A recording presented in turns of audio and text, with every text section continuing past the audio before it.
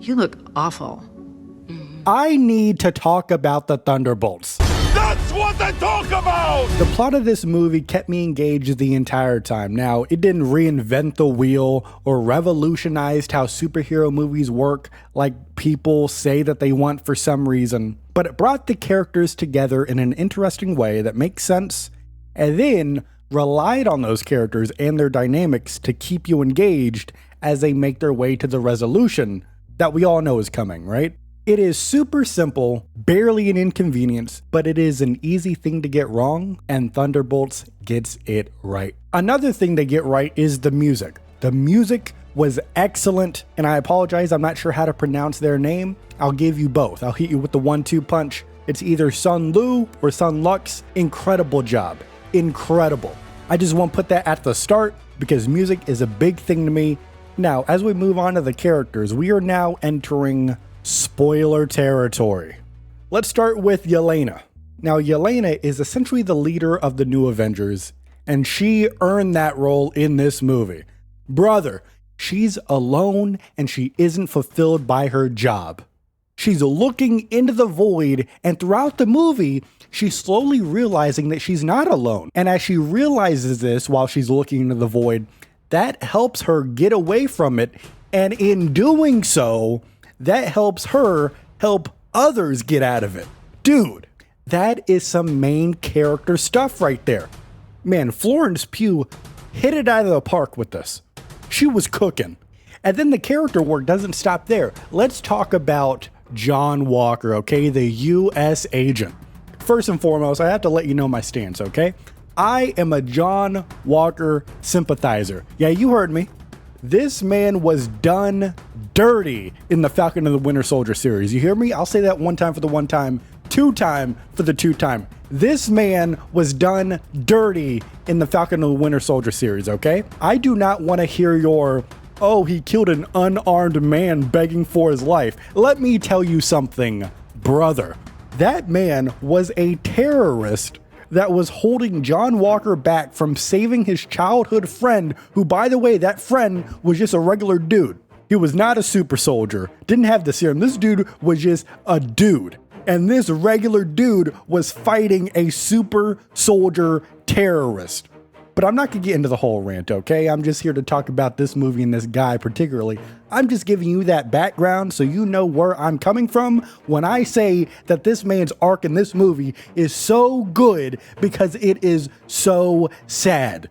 John Walker is incredibly sarcastic and closed off, very similar to Yelena. People don't want to mention that. They don't want to say the quiet part out loud. At the very start of the movie, Yelena, John Walker doing essentially the same thing. The only difference is she's saying it with an accent a little bit more playful, just a little bit more playful with her banter, but they're essentially doing the same thing.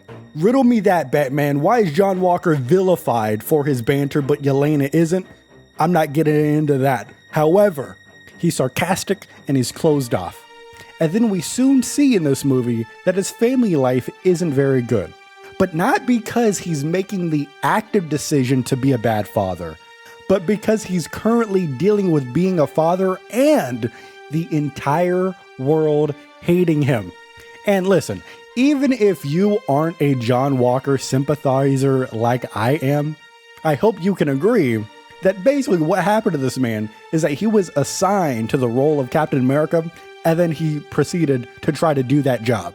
Imagine you quit your current job right now and got a new one. And then from day one of that new job, everyone hates you simply because you're not the last person who was in your position. I'm not saying John Walker is not at fault for his wrongdoings whatsoever, but what I am saying is I understand where he was coming from. This man was not meaning, he did not set out to be a bad father and or bad husband. But by the time he realized that he was, they had already left. That's brutal, dude. Fantastic character arc. I am so interested where they take this man moving forward. Like, does he fix his family life, or is this just a thing that never gets resolved? Because like both possibilities are very likely. It could be a thing that he has to live the rest of his life for because in the crucial time of his family, he was not there to support them and he'll never get that chance again. And maybe he's spending the rest of his life trying to make up for that by saving the world countless times. Or he eventually patches things up.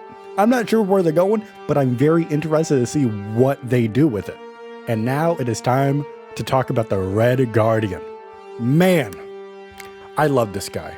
His arc is a little bit more straightforward, a little bit more simple, but it's still so good. Other than his brief stint in public as a Red Guardian, which he constantly talks about, he has been an outcast, right? Like, I think after the whole Red Guardian, what do we even call it, like phase? The country that he loves so desperately and wants to serve stopped taking him seriously. And then he was sent to America for at least a decade to raise Yelena and Natasha. And also, do some other missions, I assume. So he was a little outcast from his country, got sent somewhere else. And then ever since then, people just don't take him seriously. He's been an outcast ever since, right? And that's why he's always talking about those good old days, because that's likely the last time he felt that people cared about him.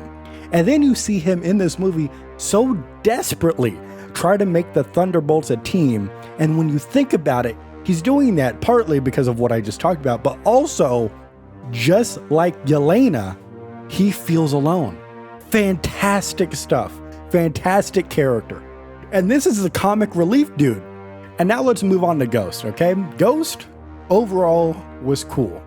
Now, I realize this review is coming a little bit after the movie. I want to give people time to watch it and such, because I wanted to talk about spoilers. I've seen a bit of the discourse around her with people saying that she should not have been in this movie because she wasn't as fleshed out as the characters I just talked about.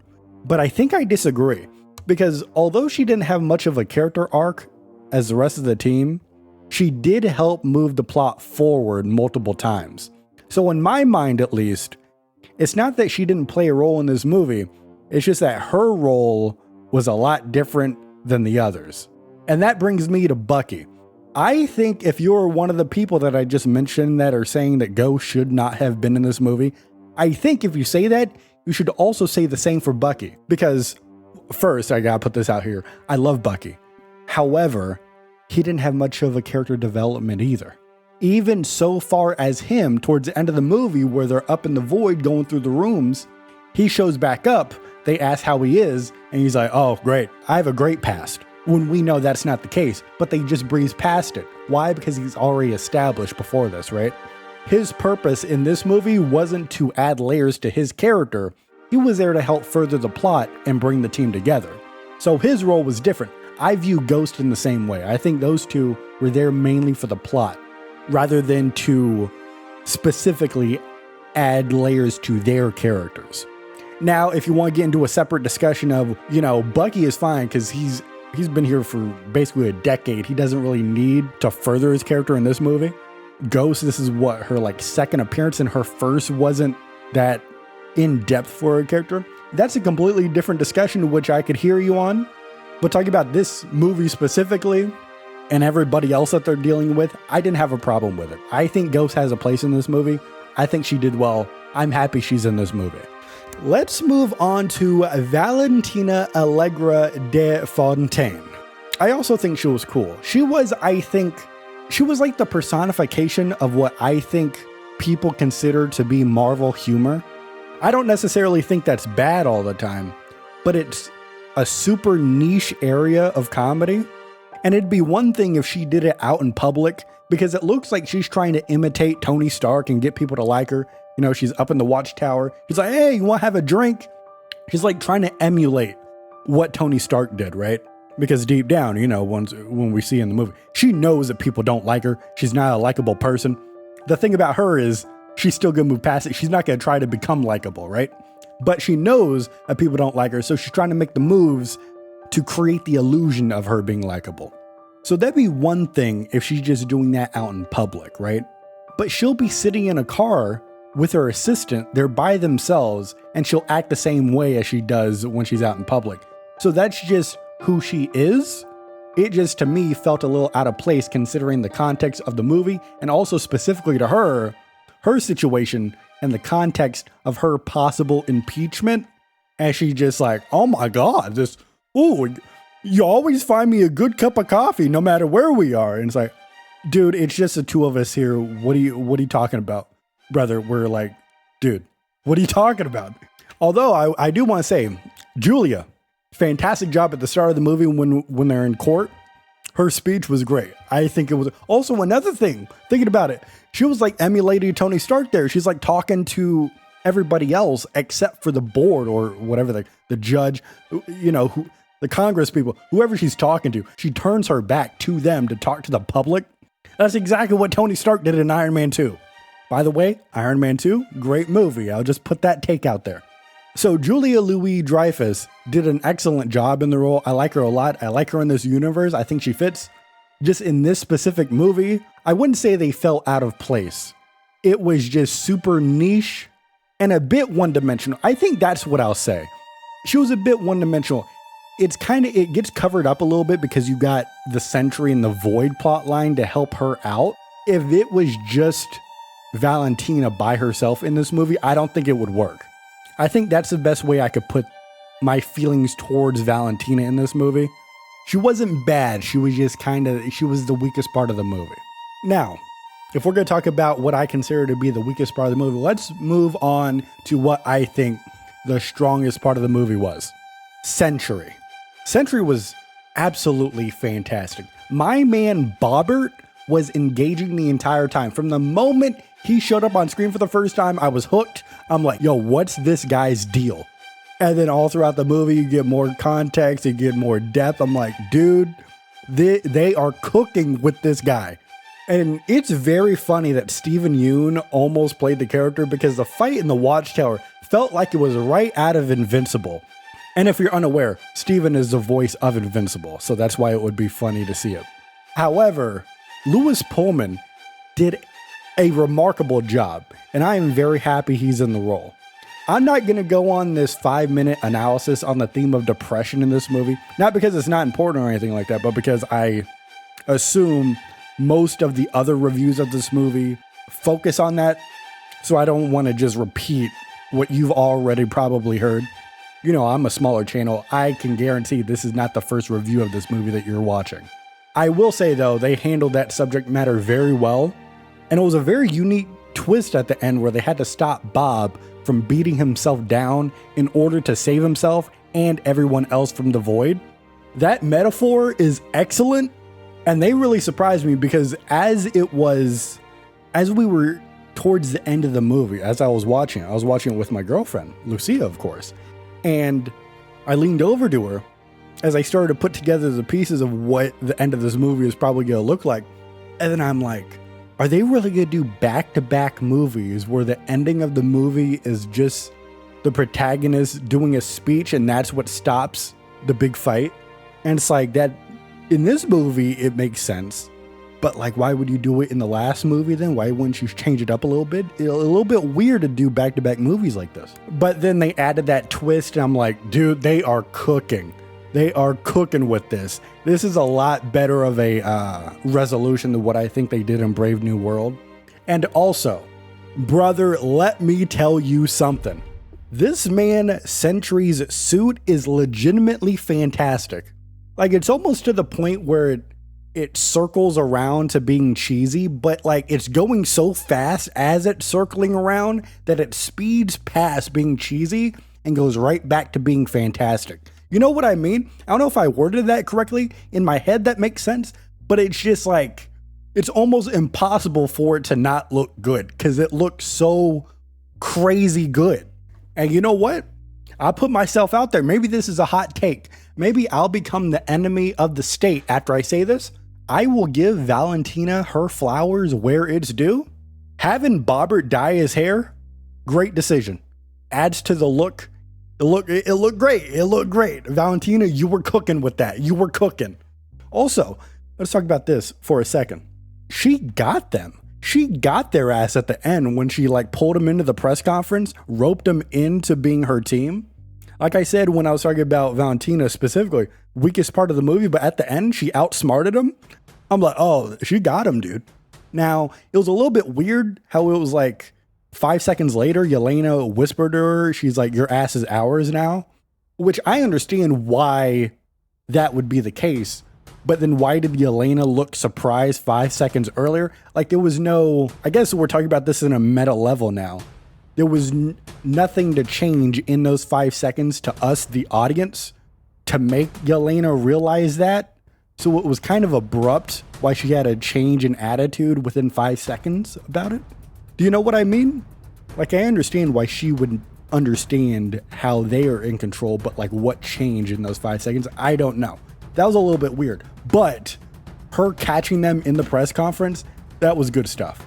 Now, I'm pretty new to doing reviews like this, so I do want to include something I don't really see other reviewers do very much, which is mention some of the people off screen instead of strictly talking about the cast, because, you know, movies are thousands of people, especially these big movies. It's not just the people you see on the screen.